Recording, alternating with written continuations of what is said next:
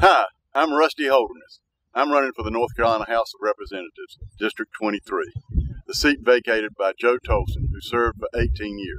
My father-in-law, Rusty, served as the past president of the North Carolina Society of Farm Managers and Rural Appraiser. My father, Rusty, founded the Down East Partnership for Children and served as the chairman for the first 10 years. My dad, Rusty, served on the Edgecombe County Public School Board for 6 years. My grandfather, Rusty, served on Tarboro Community Outreach, our shelter, and food bank. My grandfather, Rusty, was the Tarboro High School men's tennis coach. My father, Rusty, is a current member and elder at Howard Memorial Presbyterian Church. In the year 2000, my dad, Rusty, received the Lewis Hines Award, a national award for child advocacy. My campaign's like the old proverb that says, if you give a man a fish, you feed him for a day.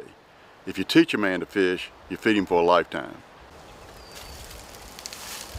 I'm Rusty Holderness, and I would appreciate your support and vote in the May 6th primary. Thank you.